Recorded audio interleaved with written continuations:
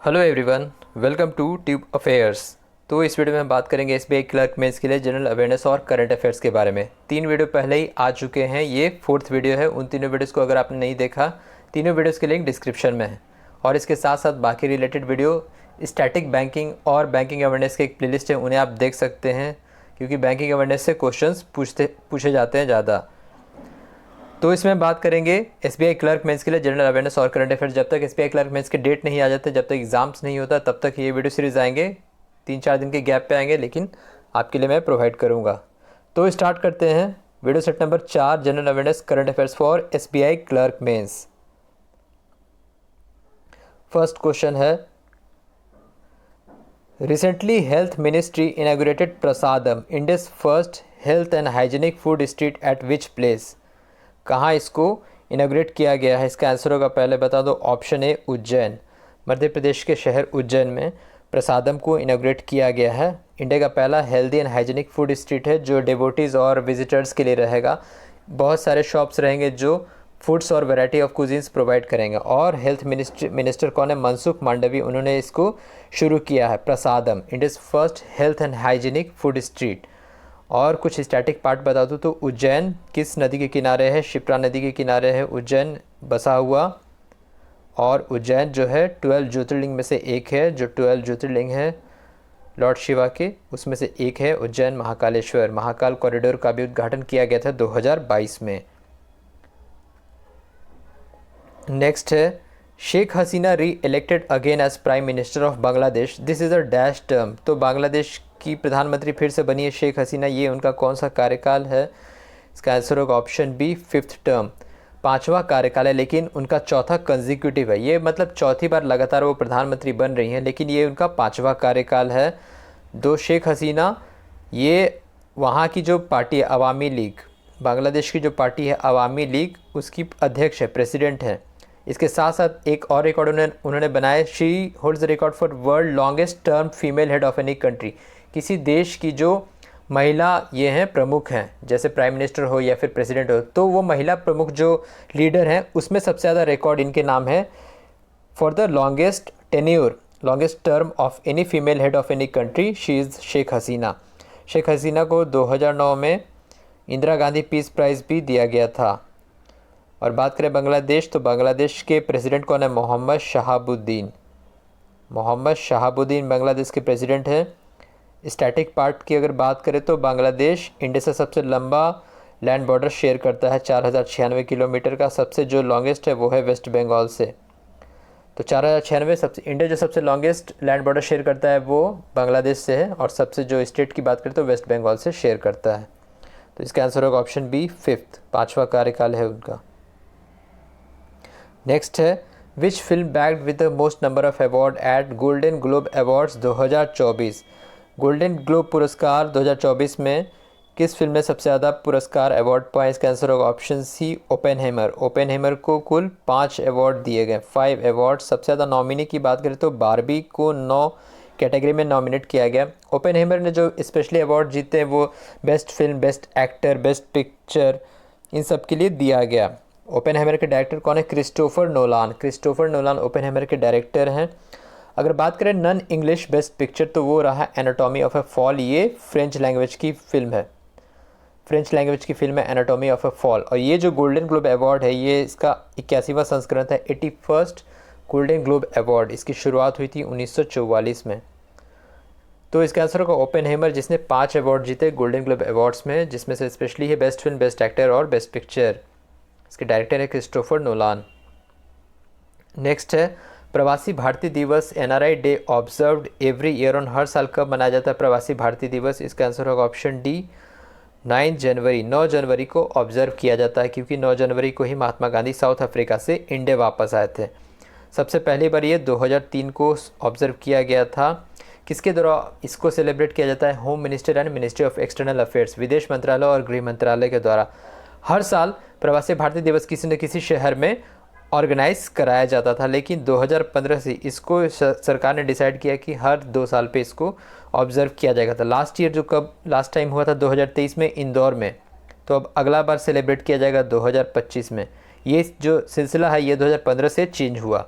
तो 18 प्रवासी भारतीय दिवस जो है वो 2025 में ऑर्गेनाइज होगा, लेकिन हर साल इसको मतलब वो मनाने का अलग चीज़ है, लेकिन जो होता है हर साल 9 जनवरी को ऑब्ज़र्व किया जाता है। बाकी ऑप्शन की बात करें, 12 जनवरी को क्या होता है, नेशनल यूथ डे यानी कि on birth anniversary of Swami Vivekananda. 10 जनवरी को क्या होता है, world Hindi day, world Hindi day इसको इस दिन ऑब्ज़र्व किया जाता है।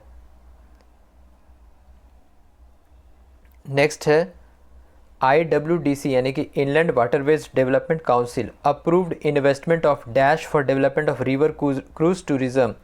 रिवर क्रूज टूरिज़्म के लिए इनलैंड वाटरवेज डेवलपमेंट काउंसिल ने कितना का इन्वेस्टमेंट अप्रूव किया? इसका आंसर होगा option B 45,000 crore. 45,000 crore by ministry of port shipping waterways. कौन है minister? Sarbananda Sonowal. Specially for the river cruise road map 2047 के river cruise road map river cruise tourism को बढ़ावा देने के लिए, स्थापित करने के लिए बेहतर तरीके से इसका इन्वेस्टमेंट है। और 2023 में ही ये किया गया था, गंगा रिवर क्रूज़ को फ्लैग ऑफ किया गया था वाराणसी से, ये भी आपको याद होगा। बात करें वाटरवेज, तो जैसे नेशनल हाईवेज होता है उसी तरह नेशनल वाटरवेज होता है। तो इंडिया में जो सबसे लॉन्गेस्ट वाटरवे हो NW1 जो कहा जाता है गंगा भागीरथी हुगली हल्दिया से प्रयागराज के बीच है। ये Haldia West Bengal to Prayagraj formerly Allahabad 1620 kilometre दूरी है, लंबाई है। तो ये है NW1 यानी कि national waterways first of India. बात करें इस सवाल, तो इसका आंसर होगा option B 45,000 crore. Which country will chair UNESCO's world heritage committee in 2024? 2024 में कौन सा देश अध्यक्षता करेगा वर्ल्ड हेरिटेज कमेटी का? इसका आंसर होगा option C India. India will host and chair in July world heritage committee, UNESCO world heritage committee. और बात करें तो इंडिया के परमानेंट रिप्रेजेंटेटिव कौन है यूनेस्को में? वो हैं Vishal V Sharma. Vishal V Sharma is the permanent representative of India in UNESCO. Director general कौन है? Audrey Azoulay. Audrey Azoulay director general हैं। हेडक्वार्टर कहाँ है यूनेस्को का? पेरिस में। पेरिस में हेडक्वार्टर है। वर्तमान में इंडिया में कितने यूनेस्को वर्ल्ड हेरिटेज साइट है? 42, टोटल 42 हैं। ये सितंबर में ही 2 बढ़े थे। 41 कौन है? शांति निकेतन जो कि रविन्द्रनाथ टैगोर से एसोसिएटेड है। और 42वां कौन है? Group of temple Hoysala temples. तो वर्तमान में कुल 42 हैं वर्ल्ड हेरिटेज साइट्स इंडिया में। नेक्स्ट है recently Gabriel Attal appointed as youngest ever prime minister of which country? इसका आंसर होगा ऑप्शन डी फ्रांस। फ्रांस के नए प्राइम मिनिस्टर बने हैं, यंगेस्ट प्राइम मिनिस्टर बने हैं फ्रांस के। 34 वर्ष इनकी आयु है। गैब्रियल एटल, इन्होंने सक्सीड किया एलिजाबेथ बोर्ने को। और प्रेसिडेंट कौन है फ्रांस के जो भी आए थे हाल में रिपब्लिक डे में chief guest? Emmanuel Macron. Emmanuel Macron France के प्रेसिडेंट है। तो गैब्रियल अटल अभी बने हैं प्रधानमंत्री फ्रांस के। न्यूजीलैंड के भी कुछ ही महीने पहले नए बने हैं प्रधानमंत्री क्रिस्टोफर लुक्सॉन बने हैं। अर्जेंटीना के भी नए प्रधानमंत्री मिले हैं जिनका नाम है जैवियर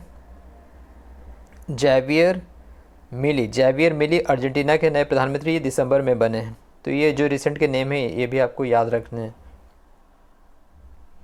नेक्स्ट है recently Ustad Rashid Khan passed away, he was associated with which घराना? कौन से घराने से कोई ना कोई जो म्यूज़िक क्षेत्र से होते हैं वो एसोसिएट होते हैं। अभी हाल ही में इनका निधन हुआ राशिद खान, उस्ताद राशिद खान। ये कौन से घराने से ताल्लुक़ रखते थे? इसका आंसर होगा ऑप्शन है ग्वालियर घराना। और अभी इनका जो निधन हुआ कोलकाता में हुआ, जबकि जन्म इनका हुआ था बदाऊं यूपी में। हिंदुस्तानी क्लासिकल सिंगर रह चुके थे और बहुत इन्हें मतलब पुरस्कार भी दिए जा चुके हैं। पद्मश्री इन्हें 2006 में दिया गया था। पद्म भूषण 2022 में दिया गया था। संगीत नाटक अकादमी इन्हें दिया गया था 2006 में। तो ये कुछ इंपॉर्टेंट अवार्ड जो इन्हें दिया गया था उस्ताद राशिद खान जो कि ग्वालियर घराना से ताल्लुक़ रखते थे। नेक्स्ट है how many Indian cities nominated for wetland city accreditation WC under Ramsar convention? इसका आंसर होगा ऑप्शन सी 3। 3 शहर कौन कौन से हैं? इंदौर, भोपाल और उदयपुर। इंदौर, भोपाल, उदयपुर ये 3 शहर नॉमिनेट हुए हैं वेटलैंड सिटी एक्रेडिएशन के लिए रामसर कन्वेंशन के लिए। रामसर कन्वेंशन जो कि अडॉप्ट किया गया था 2 फरवरी 1971 को ईरान के रामसर में। रामसर एक जगह है जो कि है ईरान में, वहाँ अडॉप्ट किया गया था। और बात करें वर्तमान में तो भारत में कुल 75 रामसर साइट्स है, 75 रामसर साइट्स हैं इंडिया में। तो इसका आंसर होगा ऑप्शन सी 3। इंदौर, भोपाल, उदयपुर 2 मध्य प्रदेश के और 1 राजस्थान के शहर को नॉमिनेट किया गया वेटलैंड सिटी एक्रेडिटेशन के लिए।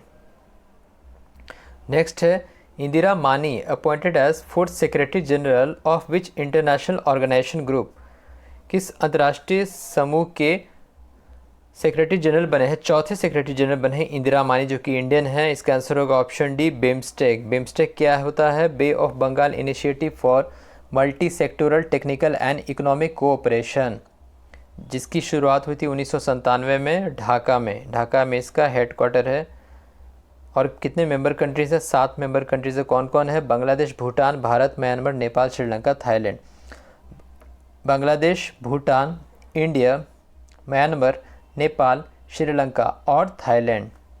भूटान, बांग्लादेश, इंडिया, म्यांमार, नेपाल, श्रीलंका और थाईलैंड, ये 7 देश हैं। और ये फर्स्ट इंडियन है जो इस पोस्ट पे बने हैं सेक्रेटरी जनरल। बात करें डायरेक्टर जनरल डीजी, तो वो है अब्दुल मोतालेब सरकार। अब्दुल मोतालेब सरकार इसके डायरेक्टर जनरल है। बिम्स्टेक क्या होता है बता चुका हूँ मैं, bay of Bengal initiative for multi sectoral technical and economic cooperation. As per Henley's passport index 2024 what is India's rank? India's passport rank यानी कि वीज़ा फ्री एंट्री कितने देशों को देता है, भारत की रैंकिंग क्या है? इसका आंसर होगा ऑप्शन ए 80। इंडिया की 80th रैंक है इंडिया पासपोर्ट इंडेक्स 2024 में। India provide free arrival access to 62 countries, 62 देश को फ्री वीज़ा अराइवल एक्सेस करता है भारत। जो भारत अपना रैंक है 80 रैंक, ये उज़्बेकिस्तान से शेयर करता है, ये भी आपको ध्यान रखना है। Uzbekistan India share its rank with Uzbekistan, वो भी 80th रैंक पे है। बॉटम की बात करें तो बॉटम में है 104 अफ़गानिस्तान है, 103 है सीरिया, 102 है इराक। किसके द्वारा जारी किया जाता है? हेनले पार्टनर्स के द्वारा जारी किया जाता है, जो कि लंदन बेस्ड है। हेनले पासपोर्ट इंडेक्स, ये देखा जाता है कि इस देश का पासपोर्ट स्ट्रॉन्ग है। इसी से रिलेटेड क्वेश्चन है, how many country top together in Henley passport index 2024? इसका आंसर होगा ऑप्शन बी 6।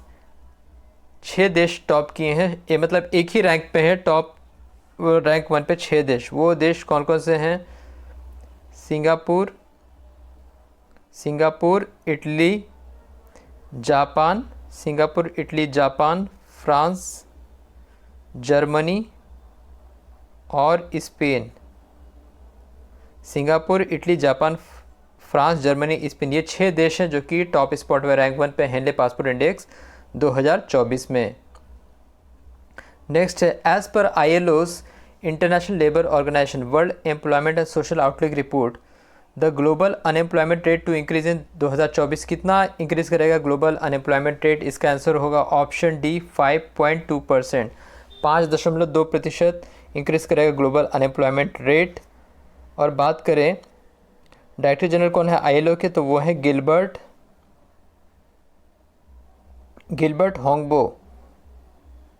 होंगबो इसके डायरेक्टर जनरल है। स्थापित कब हुआ था ILO? 1919 में। हेडक्वार्टर कहाँ है इसका? जिनीवा, स्विट्ज़रलैंड में, इंटरनेशनल लेबर ऑर्गेनाइजेशन।